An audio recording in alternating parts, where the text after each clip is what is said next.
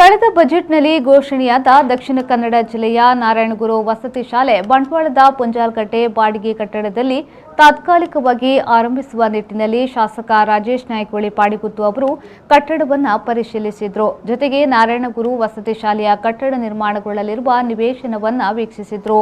ಇದೇ ವೇಳೆ ಮಾತನಾಡಿದ ಶಾಸಕರು, ಈ ಶೈಕ್ಷಣಿಕ ವರ್ಷದಿಂದಲೇ ವಸತಿ ಶಾಲೆ ಪ್ರಾರಂಭವಾಗಲಿದ್ದು 50 ಮಕ್ಕಳನ್ನು ವಸತಿ ಶಾಲೆಗೆ ದಾಖಲಾತಿ ಮಾಡಲಾಗುವುದು.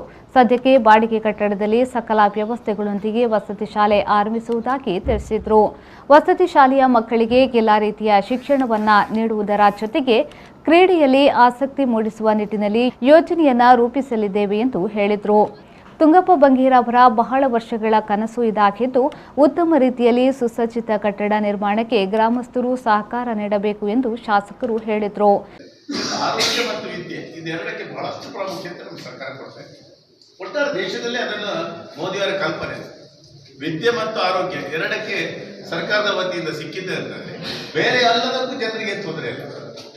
ಇದೆರಡು ಆದಷ್ಟು ಫ್ರೀ ಜನರಿಗೆ ಸಿಗಬೇಕು, ವಿದ್ಯೆ ಮತ್ತು ಅದಕ್ಕೋಸ್ಕರ ಈ ಒಂದು ಶಾಲೆ ಮೊದಲು ಏಕಲವ್ಯ ಶಾಲೆ ಆಗಬೇಕು ಅಂತ ಬಹಳಷ್ಟು ಇಲ್ಲಿ ಜಾಗ ಕೂಡ ಆಗಿತ್ತು. ಏಕಲವ್ಯ ಶಾಲೆ ವಿಷಯ ಅದು ಗೌರ್ಮೆಂಟ್ ಮೀಡಿಯಾದಲ್ಲಿ ಅದು ಸ್ವಲ್ಪ ಅದು ಡಿಲೇ ಆದಾಗ ನಾವು ಕಳೆದ ಬಜೆಟ್ ಪ್ರಿಪೇರ್ ಮಾಡೋದು ನಿಮಗೆಲ್ಲ ಗೊತ್ತಿರಬೇಕು. ಕಳೆದ ಬಜೆಟ್ ಪ್ರಿಪೇರ್ ಮಾಡುವಾಗ ನಾವು ಇದನ್ನು ಪ್ಲಾನ್ ಮಾಡಿದ್ವಿ. ನಮ್ಮ ಮಂತ್ರಿಗಳ ಹತ್ರ ಕೊಡ ಶ್ರೀನಿವಾಸ ಪೂಜಾರಿ ಹತ್ರ ಕೂತ್ಬಿಟ್ಟು ನಾರಾಯಣ ಗುರೂಜಿಯವರ ಹೆಸರಲ್ಲಿ ನಮ್ಮ ಜಿಲ್ಲೆಗೆ ಏನಾದರೂ ಆಗಬೇಕು ಅಂತ ಹೇಳುವಾಗ ಈ ಶಾಲೆಗಳನ್ನು ಕೊಡೋಣ ಅಂತ ಹೇಳಿದರು. ಅದಕ್ಕೆ 4 ಜಿಲ್ಲೆಗಳನ್ನು ಸೆಲೆಕ್ಟ್ ಮಾಡಿದ್ವಿ. ನಮ್ಮದು ಉಡುಪಿ, ಉತ್ತರ ಕನ್ನಡ, 4 ಜಿಲ್ಲೆಗಳನ್ನು ಮಾಡಿ 4 ಜಿಲ್ಲೆಗೆ ಒಂದೊಂದು ಶಾಲೆ.